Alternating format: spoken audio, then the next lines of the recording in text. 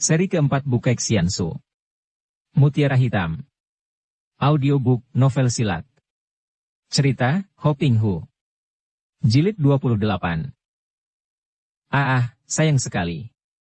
Tanpa aku sengaja, kau telah menggagalkan siasatku, Xian Toanio. Pinceng belum gila untuk menyakiti murid Toanio. Dapat Toanio periksa apakah muridmu itu terluka sedikit pun, Pinceng terpaksa melakukan ancaman ini tidak lain hanya dalam usaha menundukkan kekerasan hati Pangeran Hitan itu. Marilah kita ke dalam dan bicara lebih leluasa, Toanio. Dan orang yang Toanio bawa itu. Bukankah dia Kiang Kongcu murid suling emas? Kam Xian Eng tadi membunuh raksasa Xixia, bukan semata-mata karena hendak menolong Kuilan, melainkan ia merasa terhina kalau muridnya diganggu orang di depan matanya. Ia sebetulnya masih marah kepada muridnya itu, apalagi ketika mendengar penuturan Sumakiat tentang sepak terjang Kuilan di kota raja. Kini mendengar ucapan Bou Lek Chou, ia mendengus dan melemparkan tubuh Qiang Liong ke atas lantai. Qiang Liong ternyata pingsan dan tubuhnya menggelundung dekat Kuilan yang hanya melotot dan memandang gurunya. Kakanda Pangeran. Putri Mimi meronta dari pondongan Sumakiat. Ketika pemuda ini yang tertawa-tawa tidak mau melepaskannya, Mimi mencakar dan menggigit. Lucu juga pemandangan itu dan terdengar Kam Xian Eng berkata ketus. Lepaskan dia. Sumakiat masih menyeringai, akan tetapi ia terpaksa melepaskan Mimi yang segera lari dan menubruk tubuh Pangeran Talibu dan menangis terseduh-seduh, memanggil nama Talibu dan menggosok-gosok tubuh yang penuh darah dan luka-luka cambukan. Bou Lek Chou mengajak tamu-tamunya meninggalkan ruangan tahanan. Daun pintu ditutup dan dikunci dari luar, para penjaga kini ditambah jumlahnya dan sunyilah keadaan ruangan tahanan itu, kecuali tangis Putri Mimi. Kuilan yang melihat guru dan suhengnya tidak berusaha membebaskannya, mengerti di dalam hatinya bahwa ia telah dianggap musuh oleh mereka. Namun ia tidak merasa sedih karena kini tahulah ia bahwa gurunya dan suhengnya itu bukanlah manusia-manusia baik. Ia bahkan merasa lega ditinggal di sini bersama Pangeran Talibu dan Qiang Liong, karena andai kata ia dibebaskan gurunya, ia masih belum yakin apakah ia akan mau bersekutu dengan mereka. Kini perhatiannya tercurah kepada Putri Mimi yang menangisi Talibu. Entah mengapa ia sendiri tidak tahu, melihat putri cantik yang pernah ia jumpai di taman bunga Qiang Liong itu kini menangisi Talibu, ia secara tiba-tiba saja membenci putri ini. Ingin ia bangkit dan menamparnya, menyeretnya pergi menjauhi Pangeran Talibu. Kakanda Pangeran. Panggilan berkali-kali ini membuat Talibu sadar. Ia mengeluh lalu membuka matanya. Ia masih dikuasai racun yang memabokkan. Begitu membuka mata dan melihat Putri Mimi duduk bersimpuh di dekatnya dan memeluki serta memanggil-manggil namanya sambil menangis, serentak ia bangkit. Mimi. Kau. Mereka berpelukan.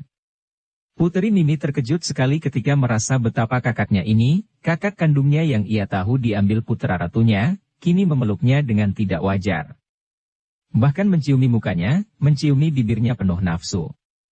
Ia terlonjak kaget, matanya terbelalak, khawatir kalau kakaknya yang dicintanya ini menjadi gila.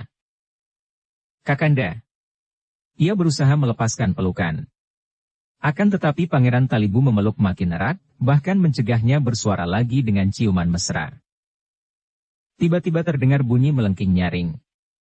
Itulah suara Kuilan yang tak dapat menahan rasa amarahnya yang menggelegak di hati. Ia tidak tahu bahwa ia telah berada dalam cengkeram iblis cemburu, yang membuatnya marah dan beringas, siap membunuh Putri Mimi. Setelah mengeluarkan suara melengking seperti suara gurunya kalau marah, tubuhnya mencelat ke depan, memukul ke arah Mimi dengan pukulan maut. Ia sudah lemah, tenaganya sudah hampir habis karena ia pergunakan untuk melawan rangsangan berahi sepanjang malam, akan tetapi pukulan itu masih ganas dan dahsyat luar biasa. Duk! Tubuh Kuilan terpelanting dan gadis yang sudah lemah ini sebelum sempat bangkit kembali, sebuah totokan membuatnya rebah miring dalam keadaan pingsan. Putri Mimi terkejut dan dengan pengerahan tenaga sekuatnya ia berhasil melepaskan diri dari pelukan Pangeran Talibu. Akan tetapi pangeran itu bangkit dengan mata merah, mulut terengah-engah lalu hendak mengejar. Kakanda, apakah kau gila? Teriak Mimi dan gadis ini merasa ngeri dan khawatir. Pangeran Talibu menubruk akan tetapi sebuah totokan dari samping membuat ia roboh pula menggelundung di dekat Kuilan dalam keadaan pingsan. Kiranya Qiang Liong yang tadi siuman cepat turun tangan melihat Kuilan menyerang Mimi tadi. Pemuda yang banyak pengalaman dan berpemandangan luas ini melihat sesuatu yang tidak wajar pada sinar mata Kuilan dan Pangeran Talibu, maka melihat betapa pangeran itu mengejar adiknya sendiri dengan nafsu menyala-nyala, segera ia menotoknya roboh. Untung bahwa dua orang muda itu sudah kehabisan tenaga. Kalau tidak, belum tentu Qiang Liong dapat merobohkan mereka secara mudah. Apalagi merobohkan Kuilan, karena tenaga Qiang Liong sendiri pun sudah lemah akibat luka yang dideritanya akibat pukulan Kam Sian Eng. Setelah melihat betapa Qiang Liong merobohkan kakaknya, Putri Mimi berbalik menjadi marah kepada Qiang Liong. Ia menghadapi pemuda itu dengan mata terbelalak dan membentak. "Kau apakan kakakku?" Qiang Liong mengerutkan kening. Mereka tidak wajar, seperti beringas dan gila. Aku hanya menotok mereka agar tidak terjadi hal-hal tidak baik. Mungkin mereka berada di bawah pengaruh racun. Ia menuding ke arah mangkuk-mangkuk bekas makanan. Putri Mimi mengeluh lalu bersimpuh lagi dekat kakaknya. Kalau teringat betapa kakaknya tadi menciuminya seperti itu, mukanya menjadi merah saking jengah. Selama hidupnya belum pernah ia dicium orang seperti itu. Kemudian timbul pula rasa kasihan dan khawatir di hati melihat tubuh kakaknya yang penuh luka bekas cambukan. Ia menoleh ke arah Kuilan, mengerutkan kening. Siapa wanita cantik jelita ini dan mengapa datang-datang hendak menyerangnya? Ia mengeluh dan kembali merenungi kakaknya dengan hati penuh kegelisahan. Qiang Liong juga maklum bahwa keadaan mereka amat berbahaya. Ia tidak mau menyia-nyiakan waktu dengan berduka atau berkhawatir. Cepat ia bangkit untuk menyelidiki keadaan kamar tahanan. Setelah mendapat kenyataan bahwa kamar itu kuat sekali, dijaga ketat di luar, ia lalu mengundurkan diri di sudut ruangan itu, duduk bersila mengumpulkan hawa murni untuk memulihkan kekuatan dan kesehatannya. Ia tahu bahwa yang terpenting adalah memulihkan kekuatan karena apapun yang akan terjadi, yang paling ia perlukan adalah tenaga dan kesehatannya. Keadaan di dalam ruangan tahanan ini menjadi sunyi sekali. Hanya terdengar helaan napas panjang diselingi isak dari Putri Mimi. Lilin merah makin mengecil dan akhirnya padam. Ruangan menjadi gelap. Putri Mimi makin gelisah. Dua orang pingsan, yang seorang duduk bersama dia merasa seperti di kuburan. Menjelang pagi terjadi geger di dalam hutan dekat markas Bou Lek Chou. Yu Xiangqi yang membawa pasukan pengemis sebanyak 50 orang telah tiba dan langsung menyerbu hutan yang kini terjaga rapat oleh orang-orang Sisia dan para pendeta jubah merah. Pasukan yang dibawa Yu Xiangqi adalah orang-orang pilihan dari dunia Kaipang dan rata-rata memiliki ilmu silat yang lumayan. Sebagai tokoh-tokoh Kaipang yang berpengalaman, di antara mereka itu terdapat orang-orang yang ahli akan siasat pertempuran dan ahli pula akan tempat-tempat rahasia, maka mereka tidak bertindak sembrono. Yu Xiangqi di samping teman-temannya yang berpengalaman, dapat menduga bahwa markas besar pimpinan orang Sisia ini tentu penuh dengan perangkap-perangkap berbahaya. Oleh karena itu mereka menanti sampai datangnya malam gelap, barulah mereka menyerbu ke dalam hutan. Yu Xiangqi dan teman-temannya tidaklah begitu sembrono seperti Kuilan untuk melalui jalan satu-satunya yang terdapat di hutan itu, melainkan mengambil jalan menyusup di antara semak-semak belukar, menyelinap di antara pohon-pohon besar. Dengan amat hati-hati mereka menyusup seperti gerakan pasukan monyet yang amat lincah. Setelah melalui perjalanan yang amat sukar dan lama, menjelang senja barulah mereka dapat mendekati markas. Mereka telah lolos daripada perangkap-perangkap rahasia yang dipasang di sepanjang jalan, akan tetapi ternyata mereka tidak dapat lolos daripada para penjaga yang ketat. Ketika para penjaga melihat gerakan mereka, para Huisyo jubah merah beserta pasukan Sisia segera bergerak mengepung dan terjadilah pertempuran hebat sekali di dekat markas besar Bou Lek Chou. Keadaan masih remang-remang gelap, dan pasukan Kaipang di bawah pimpinan Yu Xiangqi menyerbu dengan dahsyat sehingga pertempuran itu berlangsung seru sampai pagi. Akan tetapi ternyata pasukan yang dipimpin Yu Xiangqi cukup tangguh sehingga banyak prajurit Sisia roboh binasa.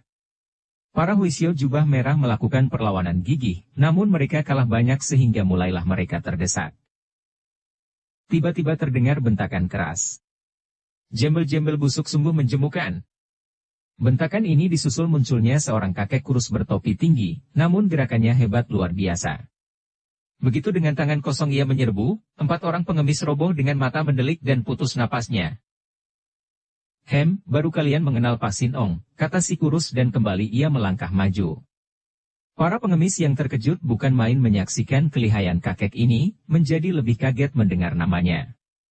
Kiranya inilah Pak Sin Ong. Namun hanya sebentar mereka terkejut. Seorang pengemis yang bertubuh kekar dan berkumis lebat, menubruk maju mengayun tongkatnya, menghantam ke arah kepala Pak Sin Ong. Kakek itu hanya berdiri dengan angkuh dan tersenyum mengejek. Trak! Tongkat itu tepat mengenai kepala dekat dahi, akan tetapi kakek itu tetap tersenyum. Sebaliknya tongkat itu yang terbuat daripada kayu keras, patah menjadi 2 potong dan terlempar jauh entah kemana. Si pengemis kaget. Namun tiba-tiba kakek itu menggerakkan tangannya dan ditusukkan ke depan. Pengemis itu terbelalak dan mulutnya mengeluarkan jerit mengerikan. Juga teman-temannya terbelalak ngeri ketika melihat betapa pengemis ini pecah perutnya, ususnya, berantakan dan ditarik-tarik keluar oleh si kakek kejam. Pemandangan yang amat mengerikan, akan tetapi juga menimbulkan kemarahan yang meluap-luap, membuat para pengemis menjadi nekat. Majulah mereka menerjang kakek itu yang melayani sambil tersenyum simpul. Yu Xiangqi yang mendengar laporan tentang munculnya kakek hebat ini, cepat meloncat dan menggerakkan tongkatnya merobohkan seorang Weisyo jubah merah. Akan tetapi sebelum ia tiba di tempat Pak Sin Ong mengamuk tiba-tiba ia harus melempar diri ke samping, bergulingan dan menyabetkan tongkatnya ke kiri karena dari arah kiri menyambar sebuah gunting besar yang tadi hampir saja menggunting putus lehernya. Ia meloncat bangun dan berhadapan dengan seorang kakek yang terbahak-bahak. Butek Siulam. Kagetlah Yu Xiangqi, sudah lama ia mendengar akan nama besar Pak Sin Ong atau Jin Kem Hoaong sebagai seorang tokoh utara yang luar biasa saktinya, juga ia pernah mendengar nama besar Butek Siulam yang baru muncul namun memiliki nama yang tidak kalah oleh orang-orang pertama. Melihat bentuknya, lagaknya, dan guntingnya, tak salah lagi inilah orangnya. Ia tahu bahwa lawan ini amat berbahaya, maka cepat Xiangqi menyambar topinya dan begitu tangannya bergerak, topinya melesat seperti petir menyambar ke arah muka Butek Siulam. Klik! Gunting itu menyambar dan biarpun topi masih terbang lewat, namun kembangnya yang menghias topi sudah terguling dan kini terpegang di tangan kiri Butek Siulam yang mencium-cium kembang itu dengan lagak genit. Hai Hik, pemuda tampan, engkau boleh juga, sayang semuda dan setampan engkau begini malas menjadi pengemis. Hai Hik. Pada saat itu, seorang pengemis tua mendekati Yu Xiangqi dan berkata suaranya gugup. Pangcu, keadaan kita terdesak. Minta putusan. Beri tanda untuk mundur, sedapat mungkin keluar dari tempat ini. Kata Yu Xiangqi yang tidak ingin mengorbankan teman-temannya dan maklum bahwa setelah muncul 2 orang sakti yang sama sekali tidak pernah disangkanya, keadaan pasukannya terancam bahaya. Kakek pengemis itu mengangguk lalu meloncat pergi sambil mengeluarkan pekik seperti orang menangis. Itulah tanda untuk mundur, maka paniklah pasukan pengemis. Mereka mulai mundur sambil mempertahankan diri, didesak oleh musuh yang kini mendapat hati. Jalan keluar kiranya malah lebih sukar daripada jalan masuk karena selain pasukan Sisia dan pendeta-pendeta jubah merah, juga kini sudah muncul pula Tai Lek Kawong dan Xiao Bin Lomo dari sebelah kiri dan dari sebelah kanan muncul pula Kam Sian Eng dan Sumakiat. Percuma saja para pengemis melakukan perlawanan dan berusaha lari. Mereka disapu sampai bersih, dan tidak seorang pun dapat lolos dari tempat itu.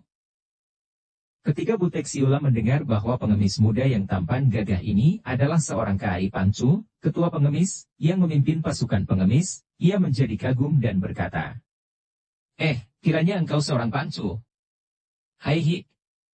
Aku mendengar laporan para pengemis anak buahku bahwa ada seorang ketua pengemis muda belia yang katanya adalah putra mendiang Yukang Tianglo. Engkaukah orangnya? Benar, dan aku pun tahu bahwa engkaulah orang dari barat yang menampung kaum sesat untuk menyelewengkan dunia pengemis ke dalam kejahatan. Sudah tiba saatnya kita membuat perhitungan, kata Yu Xiangqi, sedikit pun tidak gentar dan ia sudah menggerakkan tongkat panjangnya. Hai Hik, bagus. Boulek Chow akan suka sekali menerima bantuanmu dan anak buahmu. Bocah ganteng, engkau ikut saja denganku membantu Chow. Butek Siulam, kau kira aku Yu Xiangqi orang macam apakah? Lihat tongkatku, pemuda itu sudah menerjang dengan gerakan yang dahsyat.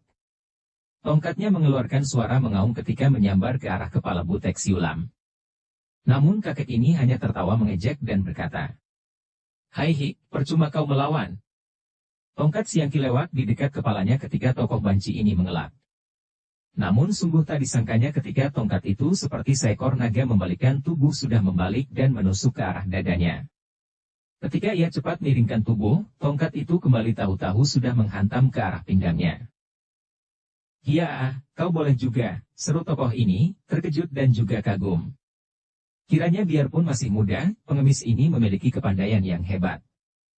Pantas saja menjadi ketua Kaipang dan juga tidak mengecewakan menjadi putra mendiang Yu Qiang Tianglo yang dulu amat tersohor.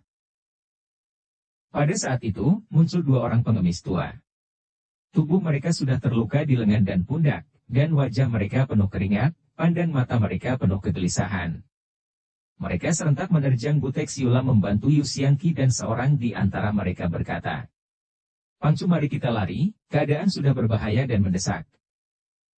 Kiranya dua orang pengemis ini yang melihat betapa pasukannya yang sedang melakukan usaha mengundurkan diri dihajar habis-habisan oleh musuh, kini berusaha membujuk Xiangqi untuk menyelamatkan diri. Mendengar ucapan mereka ini, Xiangqi mempercepat gerakan tongkatnya sehingga ujung tongkatnya berubah menjadi puluhan buah banyaknya, yang kesemuanya menyerbu ke arah jalan darah dan bagian-bagian lemah dari tubuh Butek Siulam. "Hai hai hai Hik, dasar pengemis tak tahu diri," seru Butek Siulam dan tubuhnya berkelebat ke arah dua orang pengemis tua itu. Guntingnya yang besar menyambar dan mengeluarkan bunyi nyaring, klik, klik. Dua orang pengemis itu menjerit keras dan tubuh mereka roboh menjadi 4 potong. Xiangqi kaget dan kemarahannya meluap. Ia segera menerjang, mainkan ilmu tongkat ajaran ayahnya sambil mengerahkan semua tenaga sinkang di tubuhnya. Lenyaplah tubuh pemuda ini, berkelebatan dengan loncatan cepat, diselimuti gulungan sinar tongkatnya yang menyambar-nyambar. Bunyi mengaung, makin meninggi sampai melengking-lengking nyaring. Namun, yang dihadapi pemuda lihai ini adalah Butek Siulam, seorang tokoh besar, seorang di antara Butek Ngosian. Sungguh pun dasar ilmu silat Butek Siulam tidak semurni ilmu silat Yu Xiangqi, namun jauh lebih berbahaya dan ganas, juga kakek banci ini menang tenaga dan menang pengalaman. Semua terjangan tongkat Yu Xiangqi yang demikian dahsyatnya dapat terbendung oleh gunting sehingga terdengarlah berkali-kali suara nyaring disusul percikan bunga api ketika kedua senjata itu bertemu. Yu Xiangqi terkejut. Setiap kali senjatanya bertemu senjata lawan, lengannya menjadi kesemutan. Inilah tandanya bahwa tenaga sinkang lawan amat kuat.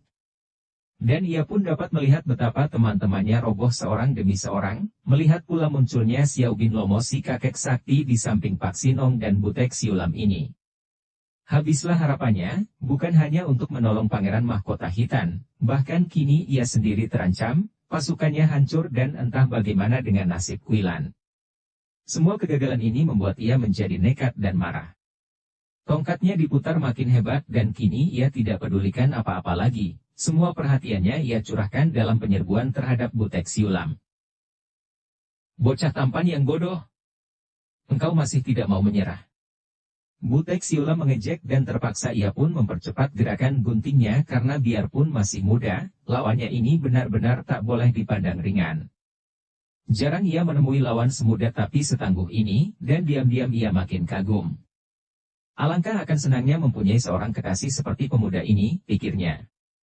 Tampan, kulitnya putih halus, matanya jernih tajam, lahir batinnya gagah perkasa dan jantan. Namun tidaklah mudah menangkap pemuda tampan ini, dan mereka sudah bertanding sampai 100 jurus lebih. Yu Xiangqi juga menjadi bingung. Ia maklum bahwa ia tidak akan menang melawan kakek yang amat sakti ini. Betapapun juga, ia harus mempertahankan diri dan kalau perlu mengadu nyawa dengan Butek Siulam. Tidak terlalu penasaran kalau ia mati bersama kakek ini yang memiliki ilmu jauh lebih tinggi daripadanya. Ia harus menggunakan akal, kalau tidak, hanya mengandalkan ilmu silat saja tak mungkin ia dapat membunuh Butek Siulam. Berpikir demikian, Siang Ki yang sudah menjadi nekat dan putus harapan itu lalu mencondongkan tubuh ke depan, tongkatnya menyambar ke arah kepala lawan disusul tangan kiri yang melepaskan tongkat dan memukul dengan jari-jari terbuka ke arah dada. Serangan tongkatnya tidak berbahaya, dan pukulan inilah yang berbahaya, mengandung tenaga sinkang yang kuat. Butek Siulam bukan anak kecil, dan ia tahu akan akal ini, yaitu yang disebut serangan membesar-besarkan yang kosong menyembunyikan yang isi. Menghadapi sambaran tongkat, ia hanya menundukkan kepala dan berbareng ia menggerakkan gunting besarnya, yang sudah dibuka dan siap menggunting lengan kiri Siang Ki yang mengirim pukulan ke dada. Tangan kiri Siang Ki sudah meluncur ke depan dengan sepenuh tenaga dan gunting itu siap menanti untuk mencaplok lengan.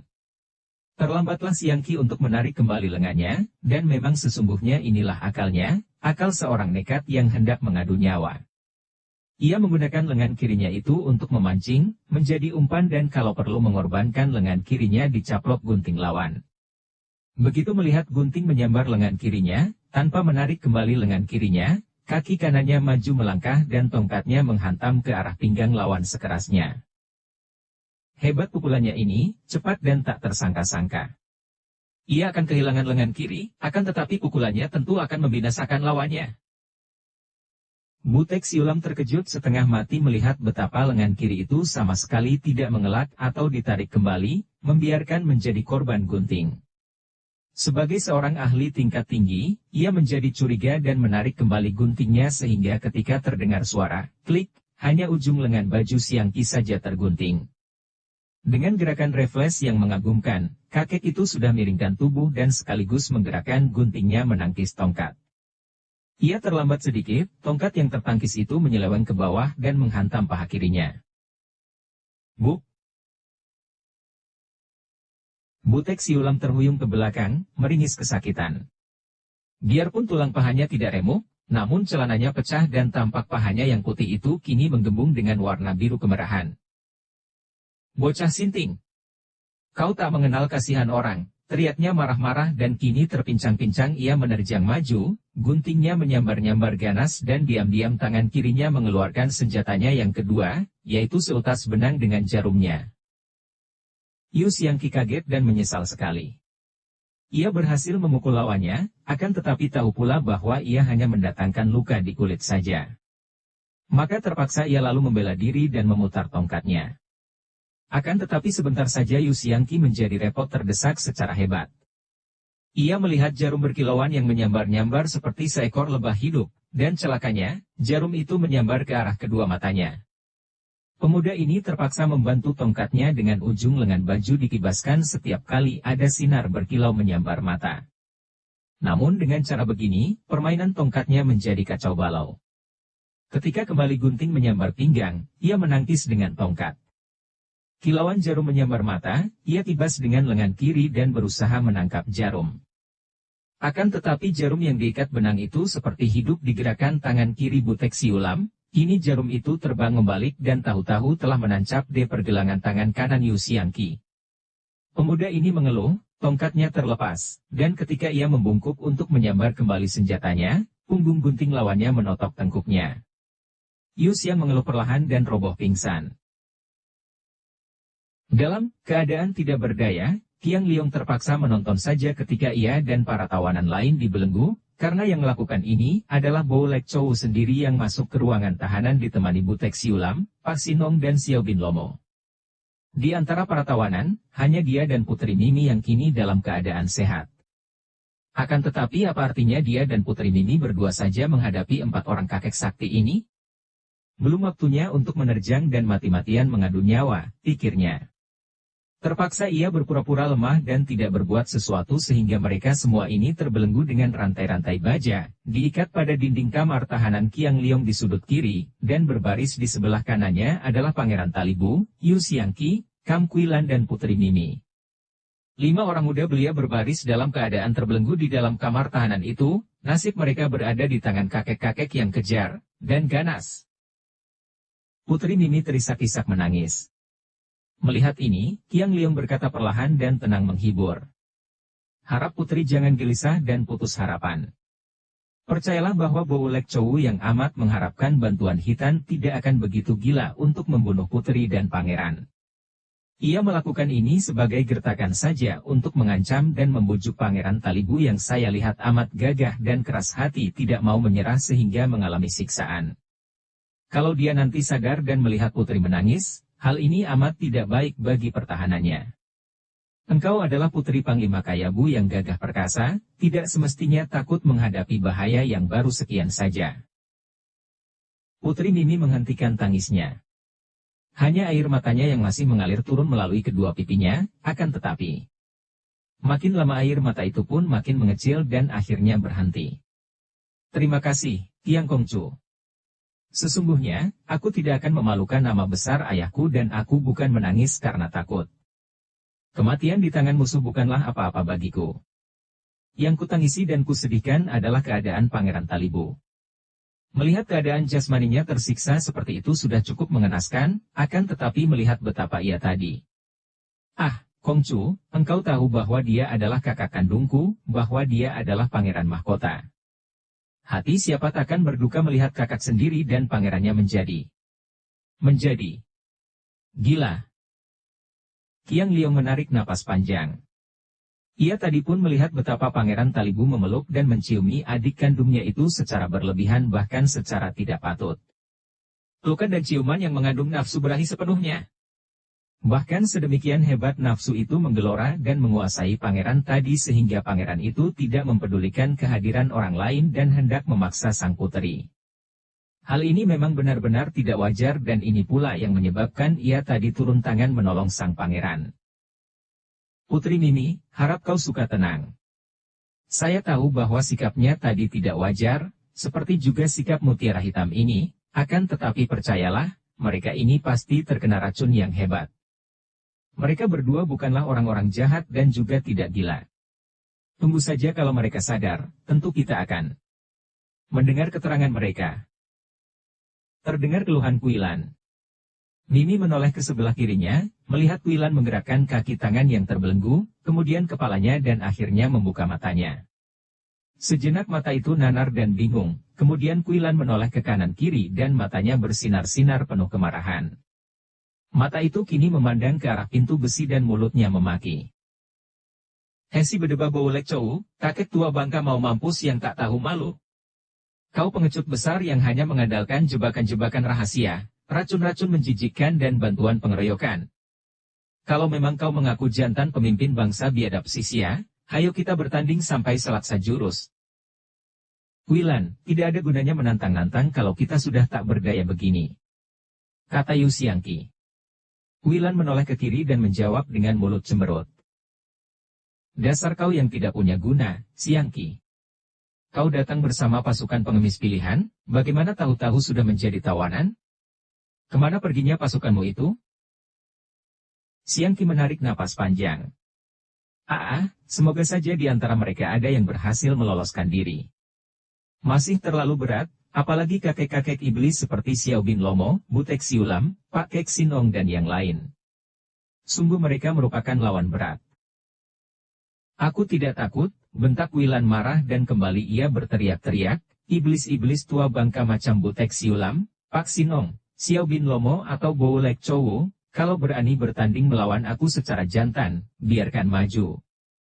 Kalau aku kalah, aku rela mampus di tangan seorang di antara mereka. Xiangqi hanya menghela napas, maklum akan watak gadis ini. Qiang Liong tertawa kecil dan berkata, Hehe, biarkan saja dia, Yu Pangcu. Andai kata dilayani, dia takkan mampu mengalahkan seorang di antara Butek Mosian. Kuilan kini menoleh ke kiri, sedapat mungkin memanjangkan lehernya untuk dapat melihat Qiang Liong yang terhalang Xiangqi dan Talibu, matanya mendelik dan ia menghardik. Kau murid suling emas si sombong tekebur. Kalau kau takut mampus, boleh kau menyerah kepada mereka dan boleh wakili mereka menempur aku. Sombong, tidak menengok tengkuk sendiri. Kalau kau pandai dan murid suling emas kenapa kau sendiri tertawan? Tak tahu malu? Qiang Liong hanya tertawa, memperlihatkan deretan gigi yang putih dan kuat. Kuilan makin marah, mendengus-dengus dan meronta-ronta, akan tetapi belenggu kaki tangannya terlampau kuat. Akhirnya ia tidak meronta-ronta lagi dan hanya merenung ke depan. 2 titik air mata meloncat ke atas sepasang pipinya yang kemerahan. Melihat ini, Qiang Liong menjadi kasihan. Dengan kata-kata serius ia lalu berkata, "Mutiara Hitam, siapakah yang menyaksikan kegagahan dan keberanianmu? Aku kagum sekali kepadamu. Akan tetapi, kau tentu mengerti pula bahwa seorang gagah akan dapat menanggung penderitaan dengan sikap tenang dan tidak putus harapan." Qilan hanya mendengus, akan tetapi tidak membantah dan kini ia mencurahkan perhatiannya ke sebelah kanan, kemudian ke kiri ke arah Pangeran Talibu. Ia melihat betapa pangeran yang dicintanya itu telah sadar pula, dan kembali jantungnya berdebar aneh. Kini ia tahu bahwa ia benar-benar jatuh cinta kepada Talibu dan kalau ia teringat akan keadaan mereka pada malam hari tadi, wajahnya menjadi merah sekali. Jelas bahwa malam tadi terjadi peristiwa yang amat memalukan antara mereka berdua. Sikap mereka seperti orang kemasukan setan, tidak tahu malu. Dan makin yakin pula hati Qilan bahwa tentu malam tadi ia terpengaruh oleh racun yang terdapat dalam masakan dan minuman, demikian pula Pangeran Talibu. Buktinya, pagi ini ia tidak mempunyai perasaan panas dan rangsangan seperti semalam, sungguh harus ia akui bahwa cinta kasihnya terhadap pangeran itu makin membesar. Juga sinar mata Pangeran Talibu pagi ini halus dan tenang tidak panas dan penuh nafsu seperti malam tadi. Akan tetapi, perih hatinya kalau teringat akan kelakuan pangeran itu terhadap Putri Mimi. Dan saat ini, pandang mata pangeran itu pun ditujukan kepada Putri Mimi yang berdiri terbelenggu di sebelah kanannya. Dan di antara mereka ini terjadi percakapan dalam bahasa yang ia tidak mengerti. Bahasa Hitan. Ia sama sekali tidak mengerti dan tiba-tiba mendengar ketawa perlahan di sebelah kirinya. Ia menoleh dan melihat Yu Xiangqi tersenyum dan mengangguk-angguk. Juga di ujung kiri tampak Qiang Liong tersenyum tenang. Jelas bahwa Xiangqi dan Qiang Liong mengerti bahasa Hitan dan tahu apa yang dipercakapkan kedua orang itu. Membicarakan tentang dia. Mentertawakan dia. Hatinya panas dan betapapun ditahan-tahannya, akhirnya ia tidak kuat dan berbisik kepada Xiangqi. Mereka bicara apa? Apa yang dikatakan oleh dia? Ia menunjuk dengan gerakan muka ke arah Pangeran Talibu. Xiangqi menoleh kepadanya dan menjawab sambil berbisik pula. Pangeran Talibu bilang bahwa putri ini bukan adik kandungnya, bahkan sama sekali tidak ada hubungan keluarga di antara mereka. Qilan tertegun, heran. Ia menoleh ke kanan dan melihat Putri Mimi memandang ke kiri, ke arah pangeran itu dengan mata terbelalak, seperti tidak percaya, akan tetapi wajah itu berseri-seri, penuh cemas, harap, dan bahagia. Kemudian ia mendengar Talibu masih berkata-kata penuh semangat dan perasaan, dan wajah Putri Mimi makin berseri, lalu kemerahan kedua pipinya. Apalagi yang dikatakan, desisnya kepada Xiangqi. Pangeran itu bilang bahwa dia mencinta Putri Mimi, dan telah mengambil keputusan untuk menikah dengan Putri Mimi. Qilan memejamkan mata, merasa seakan-akan halilintar menyambar kepalanya. Ia membuka mata, menoleh ke kanan melihat Putri Mimi juga memejamkan mata sambil tersenyum penuh bahagia. Menoleh ke ujung kiri melihat Pangeran Talibu memandang ke arah Putri Mimi, melalui dia, dengan penuh cinta kasih. Hatinya makin panas dan tiba-tiba air matanya bercucuran tanpa dapat dicegahnya lagi. Kita akan mampu semua. Desisnya menghibur hati panas dan patah, kita akan mampu semua di sini. Yu Xiangqi tidak tahu apa yang terjadi dalam hati dan pikiran Mutiara Hitam. Mendengar ucapan ini dan melihat air mata bercucuran, ia terheran. Mengapa kini Qilan seperti orang putus harapan? Kemana keberaniannya tadi? Qilan, sebelum mayat meninggalkan badan, masih ada harapan untuk lolos. Cukup. Siapa putus harapan?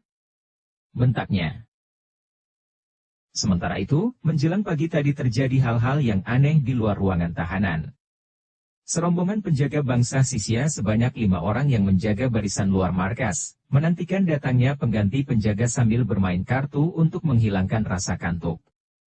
Mereka sedang gembira karena ketegangan semalam telah mereda dan mereka merasa beruntung mendapat tugas menjaga sampai pagi, lebih untung daripada teman-teman yang mendapat tugas menyingkirkan sekian banyaknya mayat-mayat para pengemis yang menyerbu markas. Keadaan mayat-mayat itu mengerikan, ada yang terpotong-potong tubuh mereka oleh gunting besar butek siulam, Ada yang berceceran isi perutnya sampai berantakan ususnya oleh tangan Pak Sin Ong. Menyingkirkan mayat-mayat seperti itu amat menjijikkan dan jauh lebih enak melakukan penjagaan dalam gardu ini sambil mengobrol dan bermain kartu. Apalagi setelah kaum penyerbu dapat dihancurkan, keadaan menjadi aman dan siapa berani memasuki markas mereka? Suara tapak kaki halus membuat mereka menengok dan 5 orang sisia ini meloncat keluar dari gardu sambil menghunus golok masing-masing. Sebentar saja mereka telah mengepung wanita yang mendatangi gardu itu. Wanita yang masih muda, cantik manis dengan sikap yang genit, tersenyum-senyum malu, dengan sepasang mata bening lincah, tubuhnya melenggak-lenggok, biarpun sedang berdiri, pinggangnya tak pernah diam, bergerak-gerak seperti batang pohon liu tertutup angin. Wanita yang cantik molek menggerahkan dan genit. Namun 5 orang penjaga sisia itu tidak mau bersikap sembrono. Terlalu banyak wanita cantik yang berbahaya dan berkepandaian tinggi, seperti Putri Mimi dan terutama sekali Mutiara Hitam. Siapa tahu wanita cantik ini pun sahabat Mutiara Hitam. Maka mereka mengurung dengan golok terhunus. Siapa kau? Dari mana dan mau apa? Bentak seorang di antara penjaga yang berkumis panjang, mengacungkan goloknya yang tajam berkilauan. Ih, jangan bunuh aku. Aduh, jangan bunuh aku. Cuyeng Hiong, tuan-tuan yang perkasa. Wanita itu menjerit lirih, suaranya paruh basah. 5 orang sisia itu tertawa. Pertama karena serasa di elus-elus hati mereka mendengar mereka disebut 5 orang perkasa. Dan kedua karena dengan sikapnya itu, wanita ini jelas bukanlah pendekar wanita yang pandai silat. Seorang wanita dusun yang cantik dan bodoh. Siapa kau dan mau apa datang ke sini? Bentak seorang penjaga lain yang matanya buta sebelah akibat perang. Aku bernama Kyokua, bunga seruni. Dan aku datang mencari Boan Koko, Kakanda Boan. Wanita itu tertawa hak-hak-hik-hik, malu-malu dan akhirnya berkata, Boan Koko adalah Boan Huesio, seorang Huesio jubah merah yang... Ah! Sahabatku, dia sering datang ke rumahku di luar hutan. Sudah 3 bulan kami berhubungan, akan tetapi lebih sepekan ini dia tidak datang. Hahaha. 5 orang itu tertawa terbahak-bahak. Mereka tidak mengenal Boan Huesio akan tetapi dapat menduga bahwa tentulah seorang di antara Huesio-Huesio jubah merah. Bukan rahasia lagi bahwa Huesio-Huesio itu, biarpun pakaiannya jelas seperti Huesio dan kepalanya gundul namun dalam hal mengejar wanita cantik, tidak kalah oleh mereka. Bahkan mereka tahu betapa Boulek Chow sendiri setiap hari berganti kekasih. Kenapa kalian tertawa? Tolong panggilkan Boan Toako, atau tunjukkan kemana aku dapat bertemu dengan dia. Wanita itu kembali berkata, sikapnya makin genit, senyum manisnya murah dan kerling matanya menyambar-nyambar penuh tantangan. Hahaha. Si kumis panjang berkata sambil tertawa. Jadi kau sudah sepekan lebih tidak didatangi sehingga menjadi rindu dan kini menyusul ke sini? Tangan kirinya diulur dan meraba dagu yang putih halus itu. Ai. Kenapa raba-raba? Wanita itu menjerit genit. Si kumis tiba-tiba memandang tajam dan sikap gembiranya berubah dengan bentakan menghardik. Perempuan, jangan kau coba mengelabui kami. Kau seorang perempuan dusun penghuni luar hutan? Bagaimana kau dapat memasuki tempat ini? Kiranya si kumis ini teringat betapa jalan menuju masuk ke situ penuh perangkap dan terjaga sehingga tak mungkin seorang wanita muda yang bodoh dan lemah dapat masuk tanpa diketahui, sedangkan Mutiara Hitam sendiri terjebak. Wanita itu tersenyum genit. Ah, kenapa Cui begini curiga? Apakah percuma saja aku mempunyai kekasih Boan Koko? Sudah beberapa hari aku diselundupkan masuk oleh Boan Koko, melalui jalan yang aman menyusup-nyusup semak dan alang-alang. Apa sukarnya? 5 orang ini lega dan percaya kini, lalu timbul pula kegembiraan mereka untuk mempermainkan wanita cantik genit ini. Kenapa kau menjadi kekasih seorang Huesio gundul? Apakah dia masih muda? Ah, tidak muda lagi, lebih tua daripada kalian. Apa dia tampan? Tampan? Mukanya bopeng dan terutama sekali hidungnya amat ku benci. Terlalu besar hidung itu, dan dia rakus. Hahaha. Apanya yang rakus? Apakah hidungnya? Idih, mau tahu aja. Pendeknya dia tua dan buruk, kalian jauh lebih menarik. Apalagi? Aku paling suka pria berkumis panjang. Ia memandang si kumis dengan mata dipicingkan penuh tantangan. Waduh. Kalau begitu, kenapa tidak menjadi kekasih kami saja? Buan Koko biarpun buruk rupa tapi hatinya baik. Kalau tidak ada dia, bagaimana aku dan ayah ibu serta adik-adikku dapat makan? Aku menjadi kekasihnya bukan untuk mencari kesenangan melainkan mencari makan. Kalau mencari senang tentu aku memilih kalian, terutama yang kumisnya panjang. Hahaha. Si kumis panjang memelintir kumisnya dengan bangga. Matanya liar menjelajahi tubuh wanita itu lalu menengok ke kanan kiri. Manis, marilah ikut kami sebentar ke dalam gardu. Bisiknya sambil merangkul. Wanita itu terkekeh genit dan balas memeluk pinggang si kumis. Sambil berkata, aku mau akan tetapi satu-satu. Yang lain menjaga di luar, karena aku takut ketahuan Boan Koko. Baik. Kawan-kawan, kalian jaga di luar menanti giliran. Si kumis terkekeh dan menyeret tubuh wanita itu memasuki gardu. 4 orang kawannya tersenyum-senyum dan menanti di luar dengan sikap tak sabar. Jarang sekali, bahkan belum pernah mereka mendapatkan korban yang begini lunak. Mereka menanti di luar dan tertawa-tawa ketika mendengar suara si kumis menggereng dan mengeluh di dalam gardu. Tak lama kemudian muncul kepala si wanita sambil menggerakkan leher ke arah si buta sebelah. Giliranmu. Dia tertidur. Si buta sebelah seperti ditarik tenaga tak tampak, meloncat memasuki gardu menyusul bayangan wanita itu. Kemudian ganti-berganti mereka memasuki gardu, akan tetapi tak tampak seorang pun di antara mereka keluar lagi. Tak lama kemudian, muncullah seorang sisya yang bertubuh tegap ramping, mukanya kotor berdebu, pakaiannya longgar dan di pinggangnya tergantung sebatang golok. Orang ini melenggang keluar dari dalam gardu penjagaan, langsung masuk ke bagian dalam dari markas itu. Ketika di bagian dalam dari batas penjagaan ia bertemu dengan beberapa orang sisya, ia ditegur dalam bahasa sisya. Hei! Siapa kamu dan dari mana? Pas dan patah, kita akan mampus semua di sini. Mengapa baru kali ini kami melihatmu? Apakah hidungnya? Orang muda itu tersenyum dan menjawab sambil mengangkat dada. Ai, kawan-kawan apakah belum mendengar? Chou sendiri yang dengan rahasia mengutusku dari utara langsung melakukan penyelidikan ke kota Raja Sung dan kini aku datang untuk menyampaikan hasil kerjaku. Ia lalu memberi salam dengan tangannya.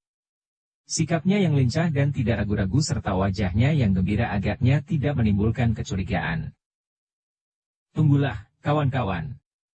Setelah selesai menghadap Chou, akan kuceritakan pengalamanku dengan putri-putri Sung. Semua penjaga tersenyum dan pemuda itu melanjutkan perjalanannya ke sebelah dalam dan mulailah tampak bangunan-bangunan markas Boulek Chou. Tidak lagi tampak orang-orang sisya dan di bagian ini penjagaan dilakukan oleh Weisyo jubah merah murid anak buah Boulek Chou.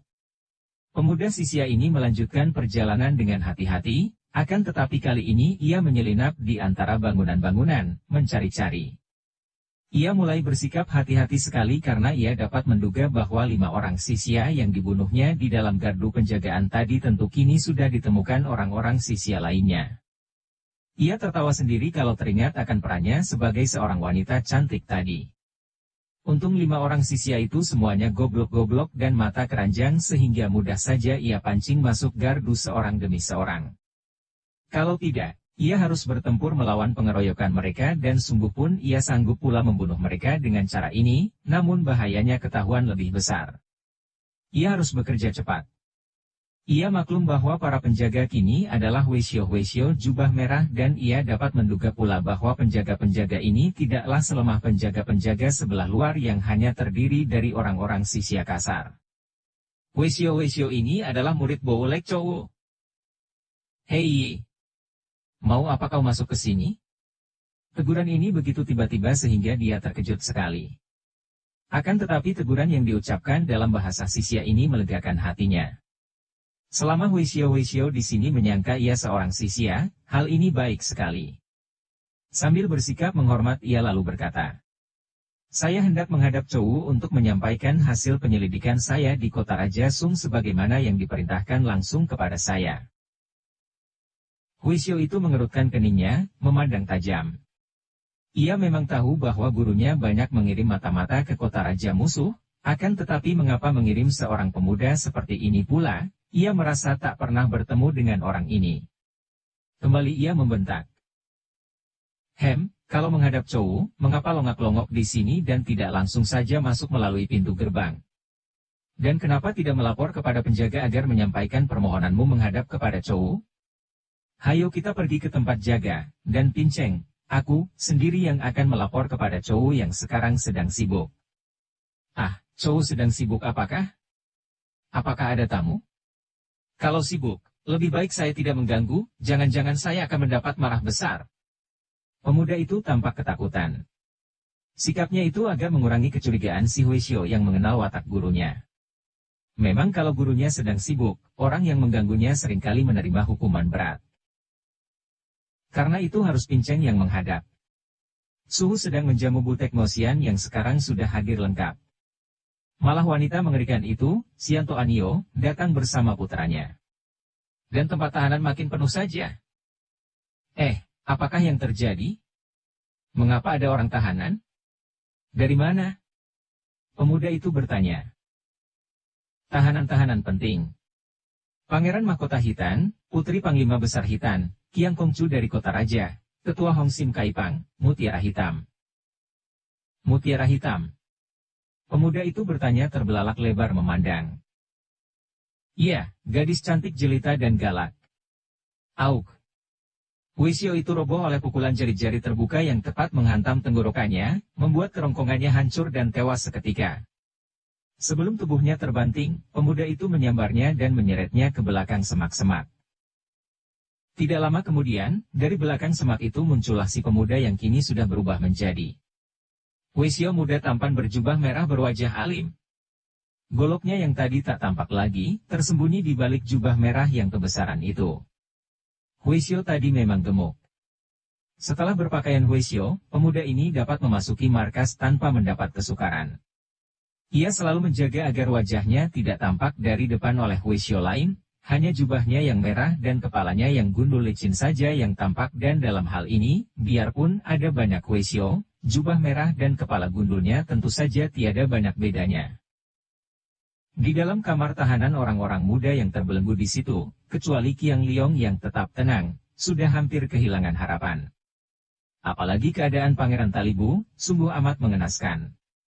Biarpun keselamatannya tidak terancam bahaya, namun ia sungguh menderita. Kulitnya pecah-pecah matang biru, terasa panas perih dan nyeri bukan main. Kadang-kadang pangeran ini siuman, mengerang dan seringkali pingsan lagi. Tubuhnya lemas menggantung pada kedua tangan yang terbelenggu di atas kepalanya.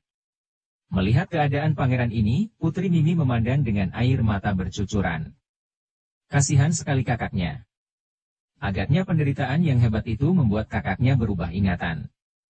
Tadi kakaknya mengaku cinta kepadanya, hendak mengawininya. Mengatakan bahwa mereka bukan sanak kadang, apalagi saudara kandung. Dan pandang mata kakaknya itu, pandang mata penuh cinta kasih dan amat mesra. Putri Mimi menangis. Kuilan juga beberapa kali menoleh ke arah pangeran ini. Ia gemas, marah, penasaran, benci dan cinta. Hatinya seperti ditusuk-tusuk menyaksikan keadaan pria yang dicintanya ini, akan tetapi mengingat akan kata-kata yang diterjemahkan Siang Qi, hatinya panas bukan main. Kalau diberi kesempatan, ia akan membunuh Putri Mimi. Yu Xiangqi menyesal sekali kalau mengingat akan kawan-kawannya. Pasukan yang dibawanya itu adalah tokoh-tokoh pengemis di kota raja dan di Lokyang, kini mereka telah dibasmi habis. Sungguh pun tewas sebagai patriot yang membela negara menghadapi bangsa Sisia, akan tetapi semua itu adalah karena kesalahannya. Ia terlalu memandang rendah kekuatan Bo Ulek Chowu. Hanya Qiang Liong yang tetap tenang. Pemuda ini selain pada dasarnya memiliki watak yang tenang, juga ia lebih tahu akan duduknya persoalan, lebih tahu akan suasana dan politik negara. Ia telah yakin bahwa nyawa mereka belum terancam bahaya. Kalau Bo Ulek Chowu hendak membunuh mereka, tentu sudah dibunuhnya dan tidak perlu ditahan seperti sekarang ini. Dengan cara menahan, berarti tidak menghendaki mereka mati dan selama nyawa mereka masih ada, harapan untuk lolos pun selalu akan tetap ada. Apalagi bagi Talibu dan Nini, ia tidak perlu khawatir. Bangsa Sisia bukanlah bangsa yang besar dan kuat, akan tetapi mereka memiliki ambisi besar, hendak menaklukkan Sung. Untuk ini tentu saja Sisia tidak sekali-kali berani membunuh Pangeran Mahkota dan Putri Panglima Hitan yang diharapkan oleh mereka menjadi sekutu, bukan musuh.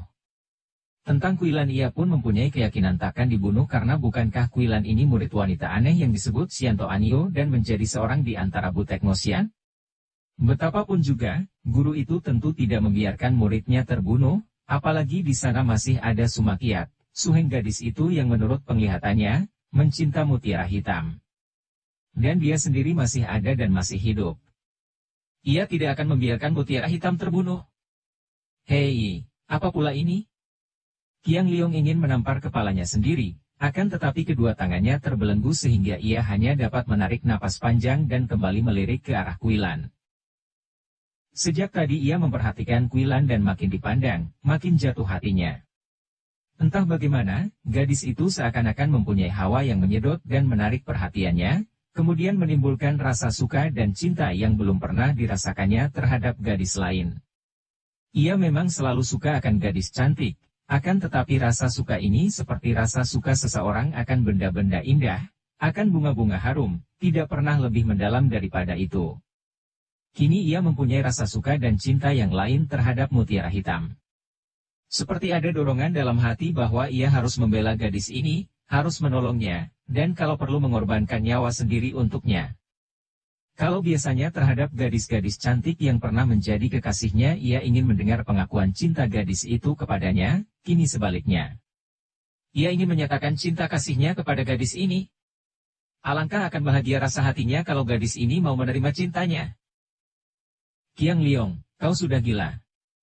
Pikiran ini tanpa ia sadar, ia ucapkan melalui mulutnya sehingga semua tahanan, kecuali Pangeran Talibu, memandang kepadanya dengan penuh keheranan termasuk Kuilan. Orang yang gila tidak akan mengaku gila, tiba-tiba Kuilan berkata, suaranya mengejek. Memang gadis ini sedikit banyak merasa gemas kepada Qiang Liong. Bukankah Putri Mimi tertawan bersama Qiang Liong?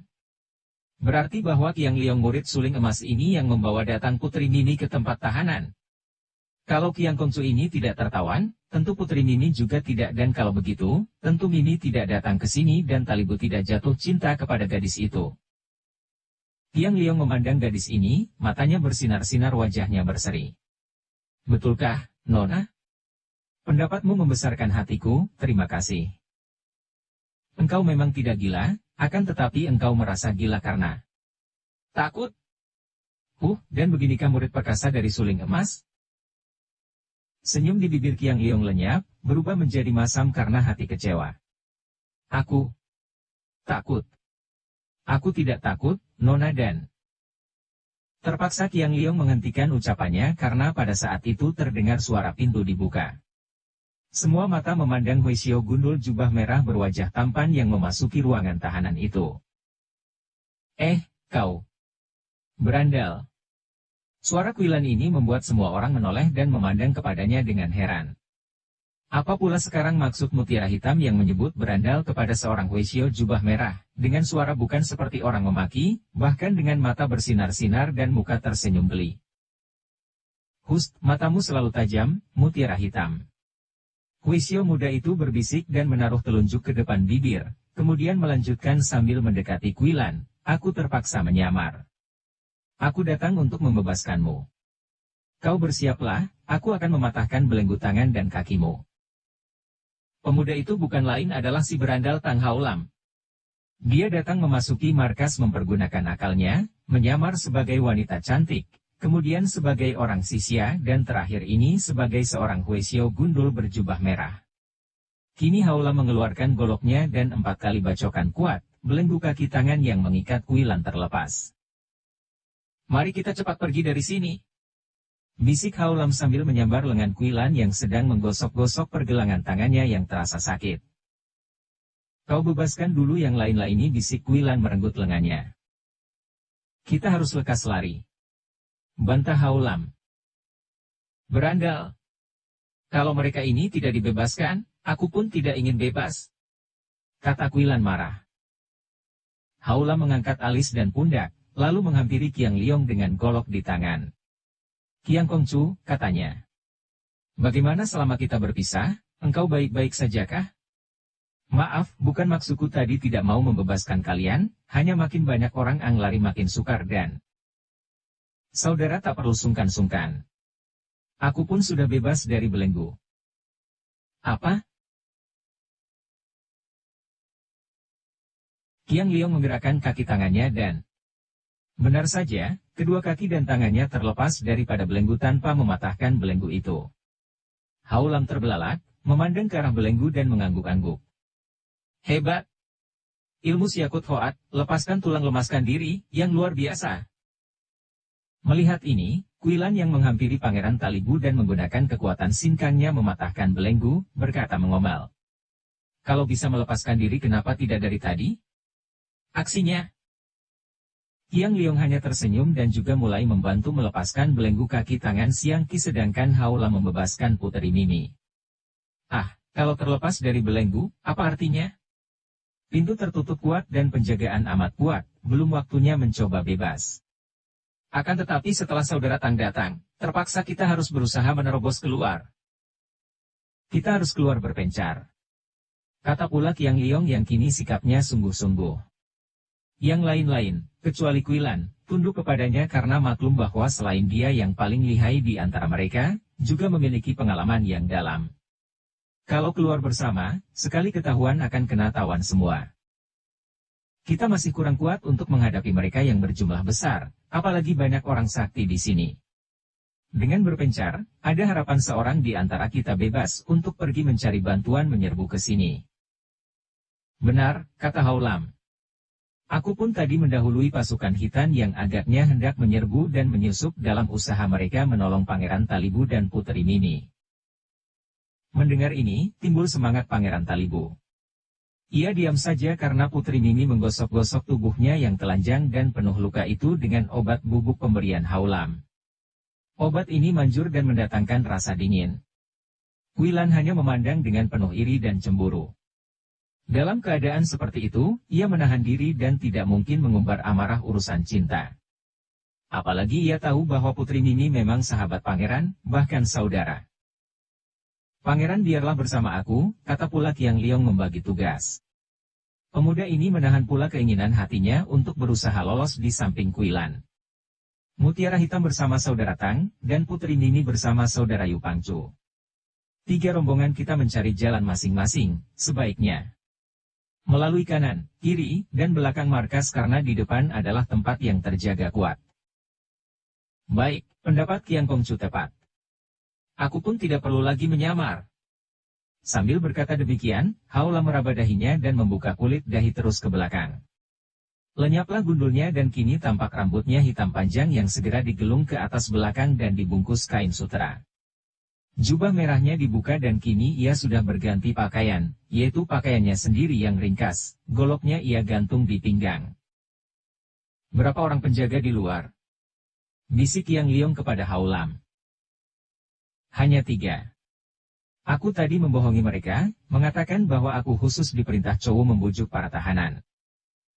Baik, mereka bagianku, Mutiara Hitam, dan Yu Pangcu. Kau menjadi pengawas kalau ada muncul yang lain. Bersambung ke jilid 29. Dukung kami dengan subscribe, follow, like, komen dan share. Terima kasih.